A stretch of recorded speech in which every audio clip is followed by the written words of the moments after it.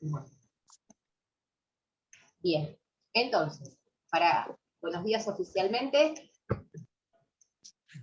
dos cositas que quiero dejarles dicho ahora para los que y las que no se pudieron conectar hoy, que ya me llegaron mensajitos. Vuelvo sobre lo mismo, no hay problema, todas las clases van a ser grabadas y más tarde, más temprano, van a ser subidas al campus. Digo más tarde, más temprano porque hoy termino con ustedes y tengo un chorizo de reuniones y de cosas que hacer, que probablemente no estén hoy a la noche la clase de hoy, pero en el término de entre una clase y la otra van a tener en el campus clase 2, parte 1, parte 2, parte 3, en fin. Dos cositas que quiero que nos pongamos de acuerdo. Armen los grupos entre 3, 5, eventualmente 6, como dijimos, personas, y vayan mandándome. Cuando armen los grupos, esto es sumamente importante. Una persona me manda el listado de los grupos. Al WhatsApp, al grupo de WhatsApp, no hay problema.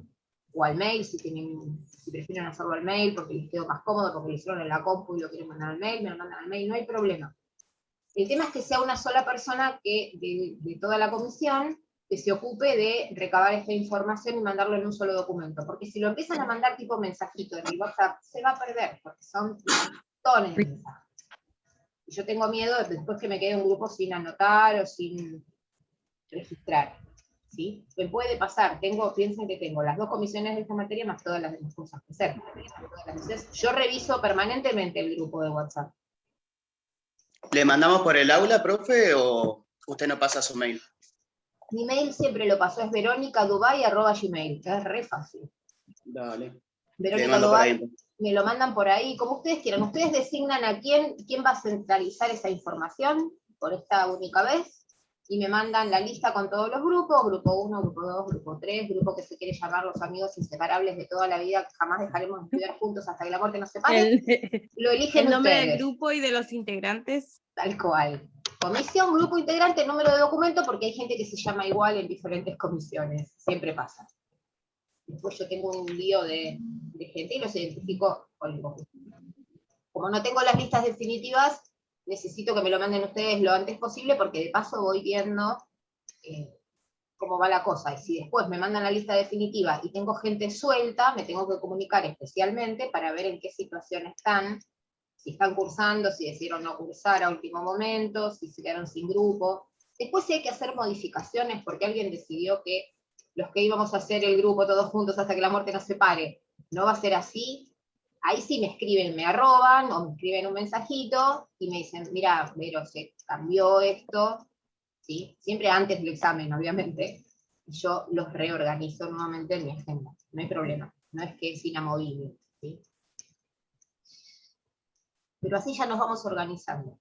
¿Y por qué? Porque cuando yo les tire data para que ustedes hagan, o bien, una lectura de un tema por su cuenta, y ahora les voy a decir, antes de que empecemos la clase, para que no nos dispersemos después y por las dudas, de qué tema para empezar a trabajar por su cuenta, que no me lo tienen, repito, no me lo tienen que entregar a mí.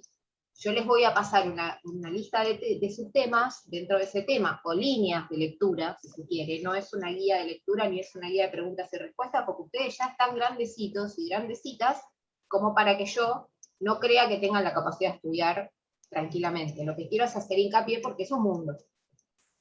¿A dónde lo queremos llevar ese mundo? ¿Sí? ¿Cuál es el recorte de lectura que me interesaría que hiciera? Es un tema hermoso y largo, por eso es que quiero que lo trabajemos con una lectura previa y una investigación previa por parte de ustedes. ¿Por qué? Porque si no tendremos que tener 5 clases de ese tema. ¿Cuál es el tema en cuestión? Dolor. Para mí es un temón, ¿sí? Nos vamos a trabajar un montón en relación con los cuidados postquirúrgicos. Pero para que podamos hablar el mismo idioma, podamos hablar de determinadas condiciones asociadas al dolor, y no me estoy refiriendo solamente a la fisiología, sino a condiciones subjetivas, a condiciones de lo que es el dolor anticipado, el tratamiento farmacológico y no farmacológico del dolor, ustedes van a tener que tener una lectura de ciertos temas, digamos ciertos subtemas dentro de dolor, como para que cuando digamos, bueno, el paciente tiene este tipo de dolor, y está siendo tratado con este tipo de fármacos y colaboraría en su mejoría, porque el dolor no siempre se inhibe por completo, colaboraría en su mejoría, por ahí que hagamos determinados cambios posturales, o sugerirle ciertos distractores. Ciertos dolores se tratan de determinada manera, la mayoría de los dolores postquirúrgicos se tratan igual, y adentro del combo dolor vamos a meter también los fármacos que se usaron durante la anestesia. Entonces vamos a trabajar dolor, analgesia y anestesia, y ustedes van a ir a buscar todas las definiciones, para que no sea tedioso estar diciendo esto es la tolerancia, esto es la resistencia, esto es la abstinencia. Ya hablaríamos de los temas con ustedes, este tema ya un poco más masticado, y hablaríamos de lo que le pasa al paciente en vez de estar hablando de definición. Y por otro lado, como no todos los que están cursando esta materia cursaron farmacología, también, va a ser útil que vayan a buscar el tipo de fármacos que se usan, por lo menos para tener una mirada. No es que yo les voy a preguntar, dígame las funciones de tal o cual fármaco, pero sí vamos a hablar de cómo actúan, básicamente. Sí, Sofía, una sola persona manda el archivo con todos los grupos, por eso lo voy diciendo con tiempo. Fíjense que esta es el segundo encuentro formal de clase, así, donde vamos dando pautas, y el examen va a ser diferido, no es que va a ser la semana que viene, o sea que tienen tiempo de armar los equipos de trabajo, ¿sí? Les decía, no es que yo les voy a pedir que ustedes hagan farmacología del dolor como tema de examen, pero sí necesitamos conocer los aspectos básicos de las drogas más importantes para que podamos trabajar los cuidados. Como no todos cursaron farmacología, si alguien necesita después que socialicemos el libro de fármaco, porque ahí están todas esas cosas, no necesitan ir a buscar a 500 textos distintos, ¿sí? Entre el Brunner y el libro de fármaco, como les dije el primer día de clase, se pueden arreglar bastante bien. Yo les voy a pasar también data en ese ítem que les dije en la clase pasada, que va a ser todo material extra, ¿sí? Que ustedes lo pueden usar para ir viendo los temas que a ustedes les parezca que con el Brunner no les alcanza, o que los quieren ampliar, o que les interesan un montón, ¿sí? Que no van a ser tomados a punto y letra en los exámenes, ni finales ni parciales, pero sí suman al conocimiento. Vamos. Sí, los grupos se tienen, para eso tienen el grupo de WhatsApp. Si alguien no está en el grupo de WhatsApp y tiene un compañero que está cursando otra materia, le pide el enlace del grupo de WhatsApp y lo participan ahí para poder comunicarse entre ustedes. Cuando ustedes en el grupo de WhatsApp necesitan que yo lea algo en el momento, porque yo los leo por ahí una vez al día y me fijo si tengo que contestarles algo que está muy en duda o está ahí muy, muy candente. Me arroban, entonces a mí me va a llegar más rápido, ¿sí? Porque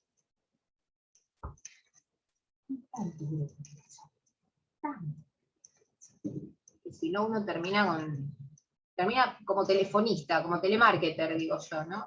Todo el día conectada al celular y eso lleva mucho tiempo. Entonces, si es algo urgente, si es personal, saben que me pueden escribir a mi correo, a mi WhatsApp directamente y no pasa nada. Si es algo que lo quieren entre ustedes y yo, entre uno de ustedes y yo. Si es algo que no lo pudieron resolver en grupo y tienen una duda importante, ahí me arroban para que yo sí o sí lo vea. Porque se me puede escapar en el montón. Ustedes son un montón, empiezan a contestar y es una sábana. Eso en relación con la comunicación, que siempre hay que pulirla, siempre se puede mejorar la comunicación. Es maravilloso esto porque parece que estuviéramos todos tan comunicados y ya no están así. Tenemos muchas vías de comunicación, pero no siempre es efectiva la comunicación. Es otro gran tema que no sé en qué materia debería abordarse, y es la comunicación asertiva y efectiva con el paciente y su familia. Y nadie nos enseña a comunicarnos, ni buenas ni malas noticias, nadie nos enseña a comunicar nada. Bueno, es un temón. Y eso es lo que ustedes adquieren en la práctica, a veces. A veces ustedes me dicen, después de que hacen el análisis, la práctica, pero Acá no hicimos tanto. Es que la práctica no es un sistema de producción fordiana conductista, tipo, ponga la sonda, póngala de vuelta, póngala de nuevo, póngala bien, póngala otra vez. Ah, ya la puso bien, listo, probó la práctica. Justamente tiene que ver también con esto, contextualizar al paciente, en este caso, el paciente quirúrgico, en un determinado momento de su situación clínica, porque acá no es una enfermedad, no todas las cirugías curan, como vimos al principio, entonces no es la resolución de su enfermedad, es la resolución de una situación clínica. Y en este caso se resuelve en todo o en parte a través de un acto quirúrgico. Y ustedes lo que más van a aprender de esto es justamente hacer una buena anamnesis, a comunicarse con los pacientes, hacer una buena valoración. No van a incidir tan fuertemente sobre otros aspectos. Y esto también es algo como para que no genere expectativas, no es que van a ir a hacer una práctica adultos 2 y van a salir cirujanos con... A mí me dijeron que hay una serie por ahí dando vueltas, que yo no miro tele, pero me dijeron que hay una serie por ahí dando vueltas de un médico que hace todo y que todo le sale bien y que qué sé yo qué, que no sé cuánto, y que más o menos se opera con ojos de rayo láser y cosas así. Eso no pasa. No, eso no pasa. Igual que no pasa la gran Grey's Anatomy, que el paciente se despierta del coma después de 6 años y dice, ay, ¿cómo quiero hamburguesa de McDonald's? No, tampoco pasa. Lamento decirse eso. Dicho todo esto, y comenzando la mañana, vamos a seguir con nuestro tema, que es el paciente prequirúrgico. ¿Sí? Si no hay más dudas, avanzamos un poco con esto, hasta que se corte, y cuando se corte, volvemos por acá otra vez. Quiero ver a dónde estábamos.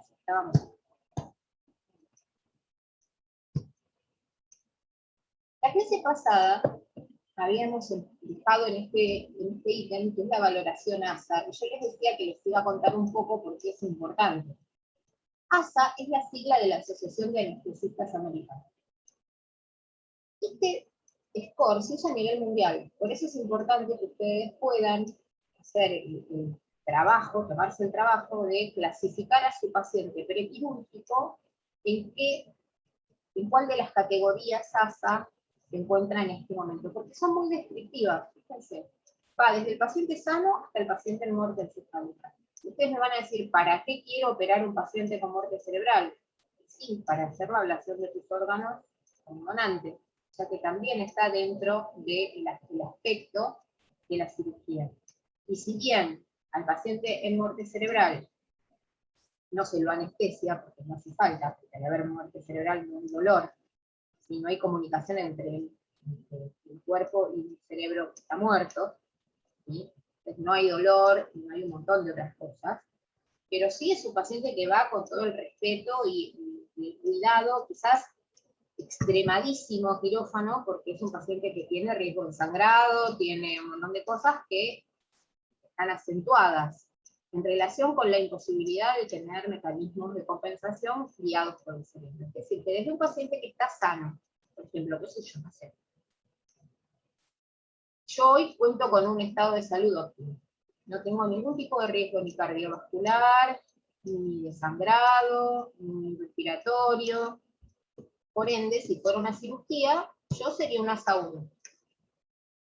Si fuera una cirugía electiva, vamos a suponer que yo me quiero ir a África de vacaciones y decido arreglar con mi cirujano que quiero hacerme una apendicectomía profiláctica, porque me voy a ir 3 meses a África a mirar animales. Los dejo a todos y me voy. Si sale, los dejo a todos y me voy. Sépanlo. No, digo, estoy poniendo un ejemplo muy extremo. Una cirugía electiva de estas características. Podría ser una cirugía plástica, por ejemplo. O reparadora, pero electiva, con un paciente sano. Es un paciente ASA 1. No tiene riesgos asociados a su estado de salud previo. Tiene todos los riesgos de un paciente que entra a quirófano, ¿sí? A partir de ahí, ustedes irán haciendo su anamnesis, su valoración, su examen físico y su valoración del paciente, y van a poder colocar a ese paciente, estratificar a ese paciente en alguno de estos casilleritos. Esto lo van a hacer tanto para el trabajo, cuando hagan su trabajo, de parcial domiciliario, como cuando hagan su PAE. en la práctica. Van a colocar en qué categoría ASA se encuentra este paciente.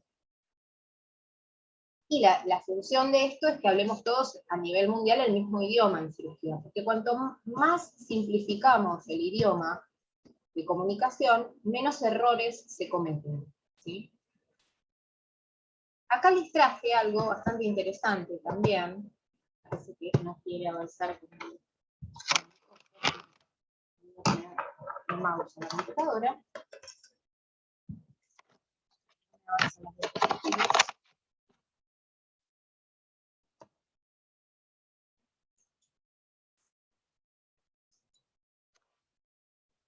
Está lenta la cosa. Bien. Esto que les traigo, fíjense, es nuevito, se publicó este año en la revista mexicana de anestesiología. ¿Se acuerdan que yo en la primera clase les hablé de que hay varias revistas de diferentes países que tienen muy buen nivel científico y que ustedes pueden acceder gratuitamente a buscar artículos, información, a leer artículos que les puedan resultar de interés, no siempre específicamente para una materia. Y esto que publicaron es un trabajo, después se los voy a dejar puesto en las misceláneas, sobre la evaluación prequirúrgica del paciente pediátrico con COVID-19.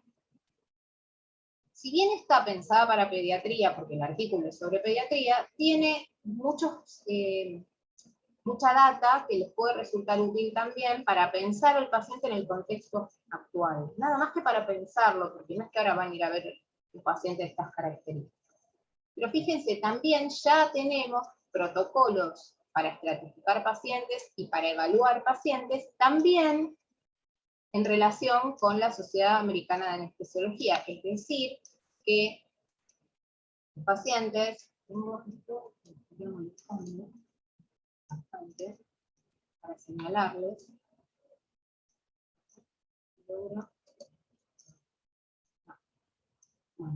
en algún lado está, pero no la puedo ver yo porque me le tapa un cosito de la computadora. Entonces, fíjense que han cambiado de alguna manera algunos de los protocolos de trabajo de los anestesiólogos en función, ¿sí? En función de abordar a estos pacientes con menor riesgo para el equipo de salud. Es decir, que la función que tienen las asociaciones de profesionales, en este caso de cirujanos o de anestesiólogos, es generar este tipo de scores o algoritmos de trabajo para disminuir el riesgo del paciente quirúrgico, y en este caso particular de la COVID-19, para disminuir el riesgo del equipo de salud. ¿Sí?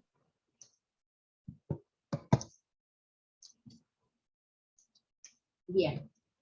En relación con esta evaluación de los pacientes, ¿se acuerdan que yo la clase pasada les dije, no todos los pacientes deben ser monitoreados con un electrocardiograma y una consulta cardiológica previa, perdón. Una consulta cardiológica previa. Algunos pacientes en ciertas cirugías no lo requieren. Sin embargo, más allá de la consulta del cardiólogo, hay formas de estratificar, vuelvo a utilizar la misma palabra porque es realmente la palabra. Estratificar significa colocar en qué escaloncito de gravedad se encuentra el paciente, o en qué escaloncito de edad se encuentra el paciente, o en qué escaloncito de peso. Si es colocar a los pacientes, es poner junto lo que es igual, o junto lo que es parecido. Esa es la idea de estratificar a los pacientes. ¿Para qué? Para que podamos hablar todos el mismo idioma y aprender todos acerca de la misma situación. Entonces, este que yo les pongo acá es el índice de riesgo cardíaco modificado. Se llama así porque hubo un índice de riesgo cardíaco previo, nada más. ¿Sí? Y nos tira pautas. ¿Sí?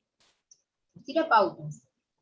Cuanto más alto es el índice de riesgo, obviamente, más cuidados va a tener que tener tanto el anestesista en la elección del abordaje del paciente farmacológicamente hablando, como el cirujano sabiendo los riesgos que el paciente va a correr durante la cirugía. Y tiene algunos ítems importantes. Insuficiencia coronaria, antecedentes de angina de pecho, estas son todas cosas que ustedes hablaron en adultos 1, ¿sí? Infarto agudo, arritmias, la condición respiratoria o metabólica que haga que el paciente se encuentre más afectado en su oxigenación o en su liberación de dióxido de carbono. Estamos hablando de una insuficiencia respiratoria, ¿sí? Y estos son los números que ustedes van a tener que manejar. Van a tener que manejar la presión parcial de oxígeno, la presión parcial de dióxido de carbono normales, la presión, el valor de pH normal. Para eso tienen el ítem de medio interno habilitado en el campus, para que puedan ir y chequear los valores ahí y hacer sus propios resultados.